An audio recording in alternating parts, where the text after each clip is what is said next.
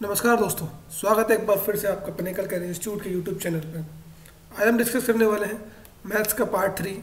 2 lecture हम लोगों ने रिकॉर्ड करके पहले डाल चुके हैं, तो जिन विद्यार्थियों ने वो लेक्चर नहीं देखे वो बिल्कुल देख लें। ठीक है, तो आज जो क्वेश्चन का लेवल है थोड़ा सा हार्ड है, तो आराम से कीजिएगा। ठीक है, क्वेश्चन आराम से पढ़िएगा और आंसर भी आराम से दीजिएगा। ठीक है, चलते पहले क्वेश्चन की ओर। 2 वर्ष के लिए 10 वर्ष प्रति वर्ष पर 8,000 रुपये के चक्रवृद्धि ब्याज की गणना करें जब चक्रवृद्धि वृद्धि जो होगी अर्धवार्षिक होगी। मतलब क्या होगी? हाफ ईयरली होगी। ठीक है, तो जब कंपाउंड इंटरेस्ट हाफ ईयरली होता है या फिर अर्धवार्षिक होता है तो रेट क्या हो जाती है? आधी।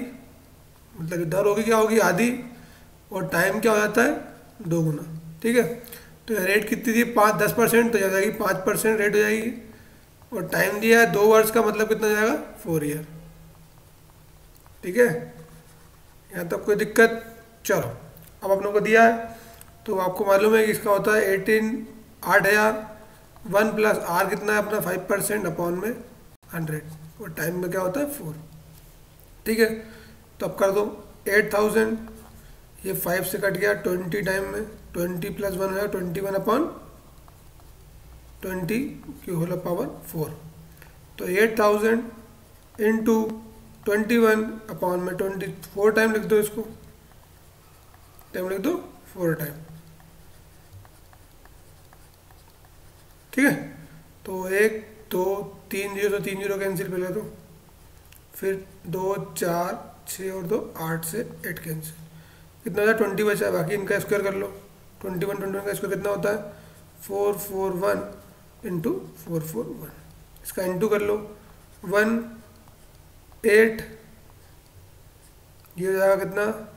8 और 16 24, 2 62 और 2 32 34 कैरी 3, 4 4 16 और 3 19 19 44 8 1 ये आया है। ठीक है, डिवाइड करना है किससे अपने को?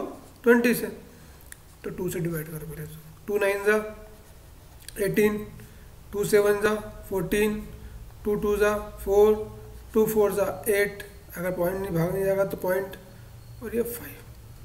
ठीक है, ये हो गया। और 10 तो पहले ही लगा हुआ है तो क्या हो जाएगा? ये नहीं है, 0 आएगा पहले, ये 0 इन 0.5। ठीक है, अब 10 है तो एक पॉइंट बढ़ा दो यहाँ पे, ये कर दो कितना? ये आ गया अपना 9724.05। ये क्या आ गया आपका? Total amount. ठीक है, आपने क्या निकालना है? इंटरेस्ट निकालना है, तो अपन जो प्रिंसिपल है उसको माइनस कर दो इससे। 5 0 4 2 7 1, तो आपका आंसर आएगा 1724.05। तो आंसर क्या होगा इसका? ऑप्शन 4 1724 रुपये 05 पैसे जो आएगा इसका सही आंसर आएगा, जो कि 2 साल का इसका अर्धवार्षिक का इंटरेस्ट होगा। चलते हैं क्वेश्चन की ओर। विकर्ण एक दूसरे को खालिस्तान में द्विभाजित नहीं करता है। क्वेश्चन ध्यान से पढ़ना। विकर्ण एक दूसरे को ब्लैंक या खालिस्तान में द्विभाजित नहीं करता है। ऑप्शन है रेम्बस, समचतुर्भुज, वर्ग, समलंब, समांतर चतुर्भुज। देखो, रोम्बस बनता है ऐसा जिसकी चारों साइड इक्वल होती हैं। ठीक है, तो डायगोनल तो बनते हैं इसके अंदर। सिमिलरली वर्ग भी इस टाइप से बनेगा, चारों समान होंगी, 2 साइड। इसमें डायगोनल बनता है। समचतुर्भुज बनता है तो उसमें डायगोनल बनता है, लेकिन जो सबलम बनता है ट्रेपेजियम, उसमें नहीं बनता डायगोनल। देखो, इस टाइप से कुछ बनता है। ठीक है, इसमें डायगोनल नहीं बनता, इसमें सीधा स्ट्रेट लाइन बनती है। ठीक है, तो सही आंसर क्या होगा? ऑप्शन 3 ट्रेपेजियम जो है इसमें विकर्ण दूसरे को डिवाइड नहीं करता है। ठीक है, इन सब में देखो बराबर बांट रहा है सभी में, चाहे रोम्बस हो, वर्ग हो, समांतर चतुर्भुज हो। ठीक है, चलते हैं अगले क्वेश्चन की ओर। अगला क्वेश्चन है, एक समचतुर्भुज का क्षेत्रफल 120 सेंटीमीटर है। यदि उसका एक विकर्ण 24 सेंटीमीटर है तो समचतुर्भुज का परिमाप क्या होगा? परिमाप निकालना समचतुर्भुज का, रोम्बस का। ठीक है, तो पहले तो आपको मालूम है एरिया ऑफ रोम्बस क्या होता है? एरिया ऑफ रोम्बस ये होता है 120 इक्वल टू होता है 1/2 इंटू d1 इंटू d2। तो अपने को एरिया दिया हुआ 120, 1/2 डायगोनल एक दिया हुआ विकर्ण इंटू दूसरा अपने को निकालना है। तो पहला क्या दिया अपने को? ये दिया है 24, ठीक है। तो 2 से 12 टाइम में कट जाएगा, 12 से 12 कट जाएगा 10, तो हमें एक भी करोड़ क्या मिलेगा 10, ठीक है। तो एक हो गया 10 और एक हो गया 24, ठीक है। अब इनको अपने ऊपर साइड बनाने के लिए करना पड़ता है, जो भी अपना विकर्ण निकले उसको अपॉन 2 कर दो, ठीक है। अगर अपने को उसकी साइड निकालना है तो उसको अपॉन में कर दो, 2 कर दो, 10/2 अपॉन में 24/2, तो ये 5 टाइम चले जाएगा, ये कितना आएगा 12 टाइम। अभी दोनों साइड आ गई हैं, अब क्या निकालना है अपने को, परिमाप निकालना है, ठीक है। परिमाप का फार्मूला क्या होता है 4a। अब 4a के लिए अपने साइड चाहिए एक, अभी दोनों साइड है तो अपन यहाँ लगा देंगे पाइथागोरस वाला फार्मूला लगता है जो अपना अंडर रूट में 5 का स्क्वायर 25 और 12 का स्क्वायर 144, ये कितना जाएगा अंडर रूट 169, तो क्या हो जाएगा 13। तो अपनी साइड क्या आ गई इसकी 13, तो परिमाप निकाल लीजिए क्या होगा परिमाप 4a, ए की वैल्यू कितनी है 13 इंटू कर दो, 13 पर कितना होता है 52, तो सही आंसर क्या होगा अपना इसका 52 सेंटीमीटर। रिम्बस का परिमाप करने के लिए 52 सेंटीमीटर। चलते हैं अगले क्वेश्चन की ओर। एक घनक में 414 सेंटीमीटर स्क्वायर का कुल पृष्ठीय क्षेत्रफल है और यदि उसका पार्श्व सतह क्षेत्र 324 सेंटीमीटर है तो उसका आधार का क्षेत्रफल है। एक घनक में 414 सेंटीमीटर का कुल पृष्ठीय क्षेत्रफल है और यदि उसका पार्श्व सतह क्षेत्र 324 सेंटीमीटर है तो उसका आधार का क्षेत्रफल क्या होगा। तो वेरी इजी क्वेश्चन है, देखने में बहुत डेंजर लग रहा है लेकिन बहुत इजी क्वेश्चन है। कुछ नहीं करना है, हमको आधार निकालना है, तो कुछ नहीं करना, अपने को एरिया ऑफ बेस निकालना होता है। तो अपन क्या करते हैं, सीधे जो अपना ये है TSA total surface area minus LSA, तो ये निकल जाता है एरिया ऑफ बेस 414 माइनस 324, ये 4 से 4 0, 11 में से 2 गया 9, तो 90 सेंटीमीटर अपना क्या आ जाएगा आधार का क्षेत्रफल, ठीक है। तो सही आंसर क्या होगा इसका ऑप्शन 2 90। चलते हैं क्वेश्चन की ओर। ये ज्योमेट्री क्वेश्चन है। केंद्र O के साथ एक वृत्त का व्यास AOB है। वृत्त का व्यास कितना AOB है। वृत्त पर कोई भी एक बिंदु C है और AC और BC संयुक्त है। AC और BC क्या है संयुक्त है, ठीक है। तो यदि CAB 70, चलो पहले तो सर्कल बना देते अपन, ये अपन ने सर्कल बना लिया, ये पॉइंट O हो गया, इस पे A भी पूरा बन रहा है, ये A और पॉइंट हो गया, ये B पॉइंट हो गया। अब क्या बोला इसने C पॉइंट ले लो, अपन एक C पॉइंट ले लेते हैं, इसको ज्वाइन कर देते हैं ऐसा, इसको ज्वाइन कर देते हैं ऐसा, ठीक है। समझ में आया कैसा बना डायग्राम। अब एंगल है CAB, तो ये एंगल कितना बोल रहा है ये 70 का, ठीक है। निकालना क्या है C, ये निकालना है अपने को, ठीक है। आप सबको मालूम है 3 एंगल का सम कितना होता है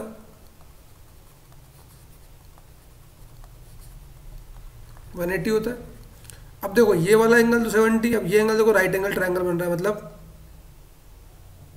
ठीक है, समांतर कोण बन रहा है, राइट एंगल ट्रायंगल बन रहा है, तो ये एंगल कितने का हो जाएगा 90 का, ठीक है।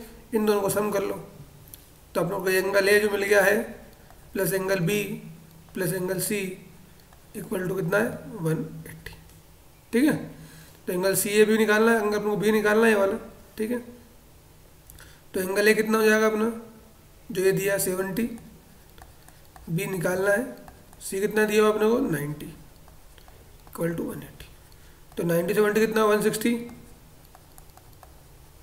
इक्वल टू 180, तो एंगल बी कितना हो जाएगा 180 माइनस 160, तो एंगल बी इक्वल टू कितना आएगा 20। तो इसका सही आंसर क्या होगा एंगल 20 का बनेगा, कौन सा वाला CBA, क्या बनेगा CBA, ठीक है। तो यहाँ पे आपका लिखोगे एंगल ए में क्या लिखोगे आप, angle CAB plus angle CBA plus angle ACB, ठीक है। ये चारों एंगल अलग बनेंगे, ठीक है ना। ये हो गया इक्वल टू कितना होता है 180। मैंने angle A angle B angle C लिख दिया है, ठीक है, आप ऐसे भी लिख सकते हो, ठीक है। तो सही आंसर क्या होगा इसका 20 डिग्री, इसका सही आंसर। चलते हैं अगले क्वेश्चन की ओर। अगला क्वेश्चन है 3x plus 4/y into 3x minus 4/y। इसका क्या करेगा गुणनफल निकालना, मतलब इंटू निकालना, प्लट करना है। देखो ये अपने को देखो कुछ याद आ रहा है, देखो मान लो अपन इसको ए प्लस बी मान लेते हैं और ए माइनस बी, ठीक है ना। तो ये अपना क्या हो जाएगा 3x और बी क्या हो जाएगा अपना 4xy, ठीक है। तो आइडेंटिटी इसकी होती है ए का स्क्वायर माइनस बी का स्क्वायर, तो कुछ नहीं करना, इन दोनों का स्क्वायर कर दो आप। ए का स्क्वायर मतलब क्या हो जाएगा 3x का स्क्वायर कितना होगा माइनस 4/y का स्क्वायर क्या होगा, जो होगा वो अपना आंसर होगा। 3x का स्क्वायर मतलब 9x स्क्वायर माइनस 4 का 16/y स्क्वायर, तो ये ऑप्शन में है कि नहीं 9x स्क्वायर माइनस, ये अपना आंसर हो जाएगा। ऑप्शन 2 जो है इसका सही आंसर है। चलते हैं अगले क्वेश्चन की ओर। ये बढ़िया क्वेश्चन है। दिए गए चित्र में पी क्यू जो आर एस है जो बराबर है, ये पी क्यू जो आर एस लाइन है बराबर हो रही है, और एक्स वाई जो है परपेंडिकुलर किस पे है पी क्यू पे। पी क्यू पे क्या परपेंडिकुलर है पी क्यू एक्स वाई। तो एंगल ए सी क्यू ये अपने को कितना दिया हुआ है 125। तब बी ए सी, तो अपने को एंगल कौन सा निकालना है, ये निकालना है, ठीक है। अब देखो अपने को ये पता है लाइन पेयर एंगल जो होता है, मतलब जो सीधी लाइन जो होती है वो कितने की बनती है अपनी 180 की बनती है 180 की। तो देखिए आप ये लाइन 180 आपको सीधी लाइन दिख रही है। अब देखिए ये जो है 125 का दिया हुआ है, तो बाकी ये बचा कितने का होगा, तो 125 80 से माइनस कर लो क्योंकि सीधी लाइन है ये। 10 में से गया 5, 7 में 2 गया 5, तो जो बचा एंगल कितने का होगा ये 55 का, ठीक है। अब आप देखिए ये सीधी परपेंडिकुलर लाइन है किस पे पी क्यू पे है, तो कितने का एंगल बन रहा है राइट एंगल 90 का बन रहा है 90 का। तो हमें एंगल ये भी मिल गया ये भी मिल गया, अब निकालना कौन सा हमें सिर्फ ये एंगल निकालना है, तो ठीक है कर लेते हैं अपन। तो सम ऑफ ट्राइंगल क्या होता है 180 होता है, आपको मालूम है त्रिकोणों का सम, ठीक है। तो ये 55 हो गया ये 125 हो गया, तो अपने को एंगल कौन सा दिया हुआ एंगल ये बी ए सी निकालना, angle B A C plus angle A B C plus angle A C B, ठीक है, इक्वल टू कितना होता है 180। तो बी ए सी दिया है क्या अपने को, नहीं दिया है तो एक्स मान लो। ए बी सी दिया हुआ है 90 दिया हुआ है अपने को एंगल, ए सी भी कितना दिया हुआ है ये दिया 55, ये निकला जो इक्वल टू कितना है 180। दोनों का सम कर लो कितना हो रहा है 145 हो रहा है इक्वल टू 180।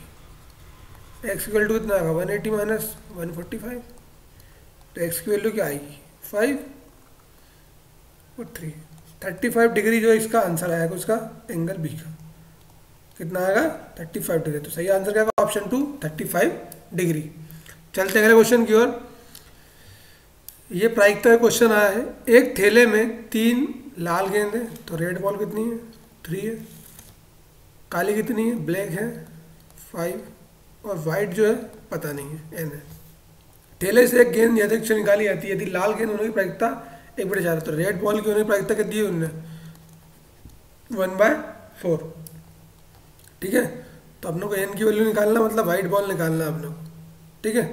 तो ये क्वेश्चन अपन ऑप्शन से ही कर सकते हैं। देखो प्रायिकता में क्या होता है प्रोबेबिलिटी होती है टोटल फेवरेबल काउंट मतलब जो आने की प्रायिकता और टोटल काउंट, ठीक है।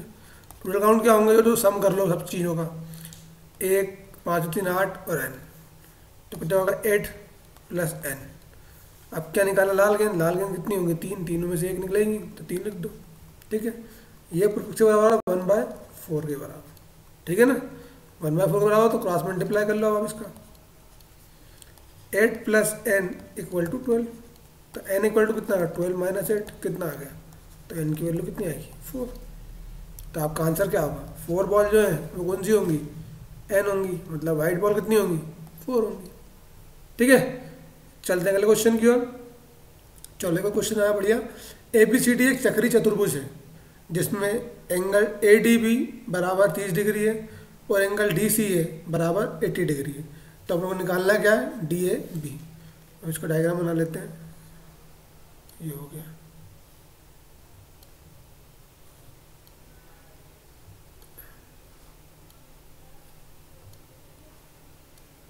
ए बी सी डी, ठीक है। तो एंगल ए डी बी, ठीक है, ये कितना दिया आपने को 30, और डी सी ए तो ये एंगल कितना दिया आपने को 80, ठीक है ना। ये 80 अपने निकालना कौन सा है, ये वाला, ठीक है। कौन सा निकालना है, डी ए बी, क्या निकालना है, डी ए बी निकालना है, ठीक है ना। ये वाला एंगल निकालना है, तो ये दोनों एंगल तो मालूम है कि नहीं मालूम, ये दोनों मालूम है, तो आप लोग ये दोनों एंगल मालूम है, सीधा कर दो इसमें, A D B plus angle D C A plus angle D A B equal to कितना होता है 180। तीनों एंगल ट्रायंगल बन रहे हैं, देखो ऐसा है पूरा, ठीक है ना। तो 180, तो ए डी बी कितना दिया 30, डी सी कितना दिया 80, और डी ए बी का निकालना है। 8 3 11, 110 प्लस एक्स इक्वल टू 180, तो एक्स की वैल्यू 180 माइनस 110, एक्स की वैल्यू क्या आएगी 70 डिग्री, ठीक है। बहुत इजी क्वेश्चन है, बढ़िया क्वेश्चन है, एकदम मज़ेदार, ठीक है। सही आंसर क्या होगा, ऑप्शन 3 70 डिग्री। चलते हैं अगले क्वेश्चन की ओर। The product of √3 + 2 √2 into √3 + √2 and √3 - 2 √3 - 2, ये निकालना है इनकी वैल्यू, ठीक है। अब देखिए दोनों प्लस के हैं, ये दोनों माइनस के, ये प्लस के हैं और ये माइनस के, ठीक है। तो देखो अब जब a + b और a + b होता है तो क्या हो जाता है, ये a का स्क्वायर प्लस b का स्क्वायर, नहीं a + b का होल स्क्वायर, ठीक है ना। समझ में आया, तो डायरेक्टली आप ऐसे लिख सकते हो इसको, तो आप इसको लिख दो डायरेक्टली √3 + √2 का होल स्क्वायर। सिमिलरली ये क्या जाएगा √3 माइनस √2 का होल स्क्वायर। एक का स्क्वायर करो अपन, एक का तो कितना आएगा 3, बी का स्क्वायर 2 + 2ab मतलब 2 √6। सिमिलरली ये करो, ए का स्क्वायर मतलब 3, बी का स्क्वायर मतलब 4, नहीं 2 माइनस 2 √6, ठीक है। अब ठीक है,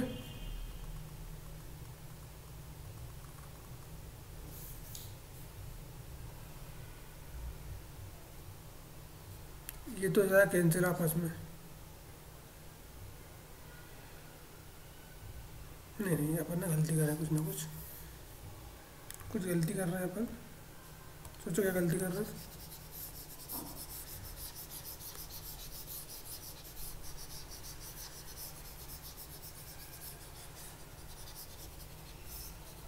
सोचो थोड़ा सा क्या कर रहे हैं अपन गलती।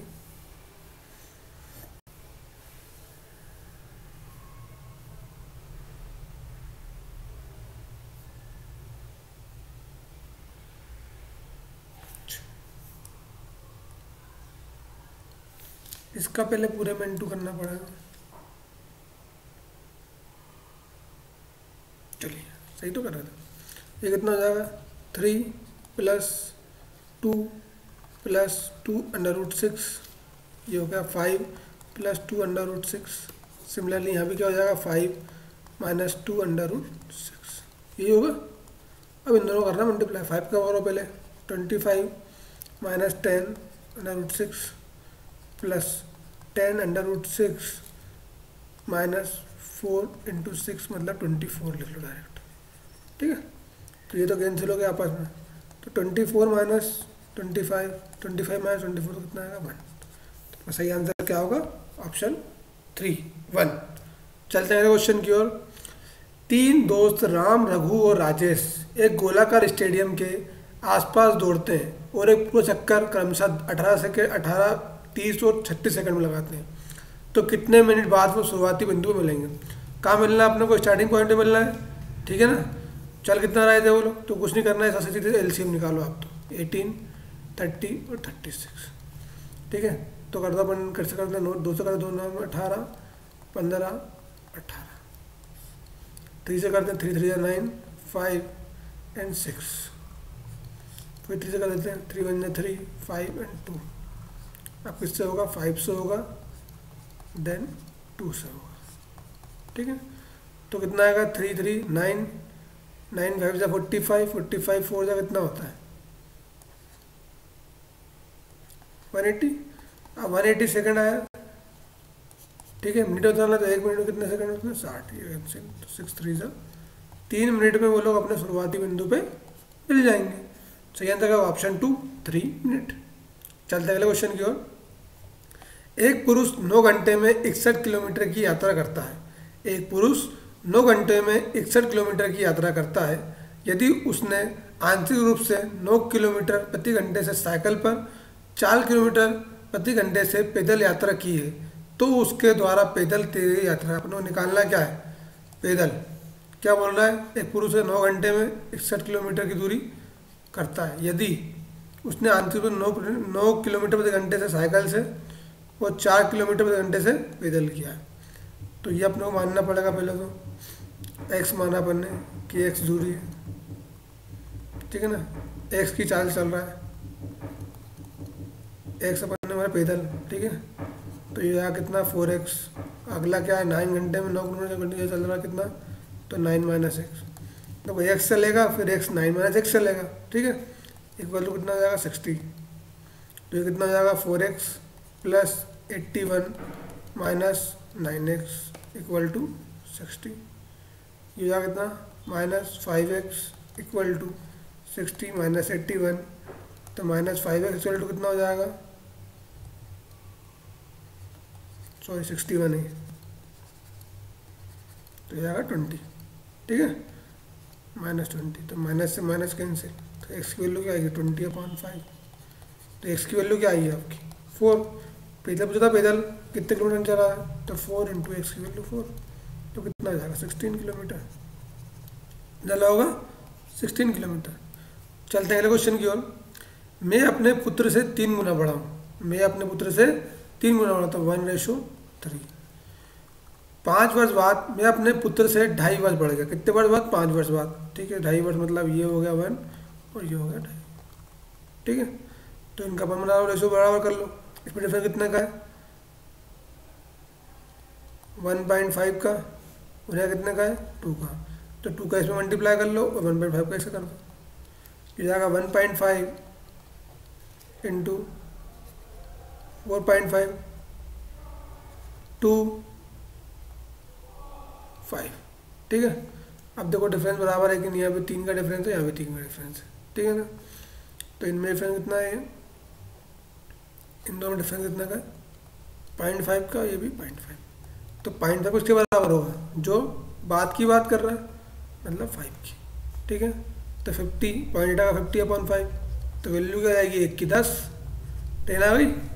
क्या करना है, 10 का इन्हें मल्टीप्लाई करो, करंट यही है, तो 10 में 15 ऐसे 45, ठीक है। ये 3 गुना होगी इसकी। तो वर्तमान आयु क्या होगी उसकी, बच्चे की 15 और पिताजी की कितनी होगी 45। तो सही आंसर क्या होगा इसका, ऑप्शन है 45। चलते हैं क्वेश्चन की ओर। 2 बहनों की वर्तमान आयु का अनुपात 1:2 है, मतलब x मान लो 2x मान लो। 5 वर्ष पहले अनुपात 1/3 था, तो 10 पश्चात क्या होगा। तो पहले तो अपन वर्तमान आयु निकालें, उसके बाद अपन 10 ऐड करेंगे। तो x था, माइनस पहले की बात करें तो -5, इसमें भी -5, तो रेशो क्या बना 1:3। मल्टीप्लाई कर लो, 3x - 15 इक्वल टू 2x - 5। उधर लाओगे 3x - 2x इक्वल टू -5 + 15। तो x इक्वल टू कितना जाएगा 10। तो x की वैल्यू 10 आ गई, तो मतलब उसकी वर्तमान आयु कितनी है, इसकी तो 10 है और उसकी कितनी है 20 है। अब 10 बार बाद की पूछ रहा है, तो +10 यहाँ भी कर दो, +10 यहाँ भी कर दो, तो 20/30। तो रेशो क्या बनेगा 2:3 का। सही आंसर क्या ऑप्शन है 2:3। चलते हैं अगले क्वेश्चन की ओर। कलाई घड़ी का अंकित मूल्य 450 रुपये है, परंतु कारखाना इनकी स्वीकृति वितरक को 390 रुपये में प्रति घड़ी की आपूर्ति करता है, ठीक है।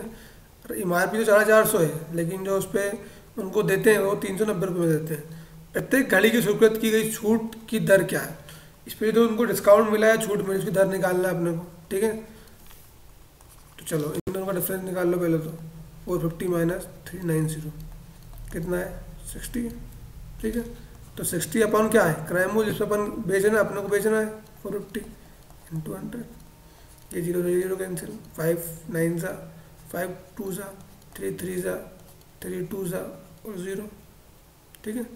तो कितना आ जाएगा 40 अपॉन 3, 3 1 जा 3, 3 3 जा 9, 1 अपॉन 3%, ठीक है। इतने परसेंट को डिस्काउंट मिला है, ठीक है।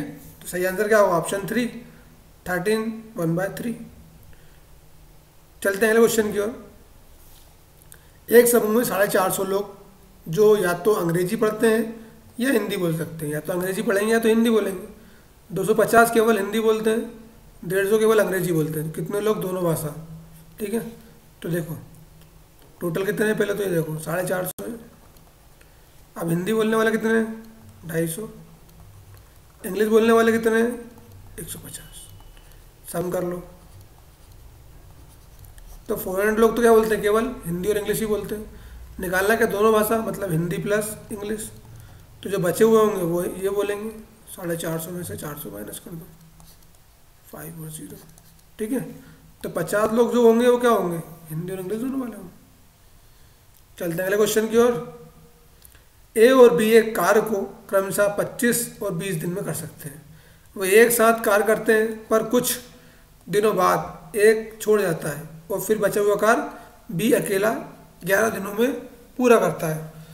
दिनों की संख्या जिसके पश्चात ए ने काम छोड़ा बताइए। मतलब इन्हें कब काम छोड़ा ये बताना है आपको। तो चलो कर लेते हैं। ए बराबर है 25, बी बराबर है 20, एलसीएम कितना आएगा 100, ठीक है। टोटल काम कितना 100 है।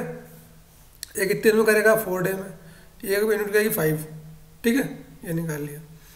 अब क्या बोल रहा है कि बी ने कितने दिन 11 दिन तो काम कर लिया, एक दिन में कितना करता है 5, तो 11 दिन में कितना करेगा 55, मतलब 55 तो काम कर लिया था ए अकेले नहीं, तो 100 से माइनस कर दो 55 कितना बचा 45। अभी 45 जो काम है, ठीक है ना, ये जो वर्क है दोनों ने मिलने करे होंगे एक साथ, दोनों मिल लेते हैं। 4 और 5 कितना हो जाएगा 9, 9 5 सा 45, ठीक है। तो 5 डे के बाद जो है ए ने कार छोड़ दिया, ठीक है। तो इसका आंसर क्या है ऑप्शन 2 5 डे। चलते हैं अगले क्वेश्चन की ओर। त्रिकोण की भुजा 2 3 4 के अनुपात में और इसका परिमाप 100 सेंटीमीटर है। सबसे लंबी भुजा की लंबाई क्या होगी ये बताना है आपको। देखिए परिमाप क्या होता है, इन सब का सम करो और उसको डिवाइड कर दो। कितना 4 3 7 2 9, 9/100, ठीक है। तो जितनी बड़ी लंबी भुजा होगी उतना ही बड़ा उसका सबसे लंबी भुजा आएगी। भाई 2 तो आएगा नहीं, 3 तो आएगा नहीं, 4 ही आएगा, तो 4 से इसका इंटू कर दो, ठीक है। तो क्या हो जाएगा 400 अपॉन 9, 9 4 36, 9 4 36.9 4 36, 9 4 36 चलते ही रहेगा, ठीक है। तो इसका आंसर क्या आएगा ऑप्शन 3 44.4। चलते हैं अगले क्वेश्चन की ओर। एक महीने के दौरान मंजुला ने 675 रुपये प्रत्येक की 3 पुस्तक खरीदी। कितनी करती 3 पुस्तक। 130 रुपये की प्रत्येक की 7 लेखन सामग्री किट खरीदी। उसने फिर पुस्तकों को 750 रुपये प्रत्येक के पर बेच दिया और लेखन सामग्री किट को 160 रुपये में प्रत्येक पर बेच दिया। तो उससे लाभ कितना हुआ बताना है। तो पहले तो उनका मूल्य निकालो, क्रय मूल्य। इसको 3 पुस्तक कितना हो जाएंगी ये 15, 21 और 1 22 की 2 अकेला 2 34 18 2 20, ठीक है। ये तो क्या हो गई बुक्स हो गई। फिर क्या है लेखन सामग्री कितने की थी, एक 130 की थी, कितनी थी 7, 510, ठीक है ना।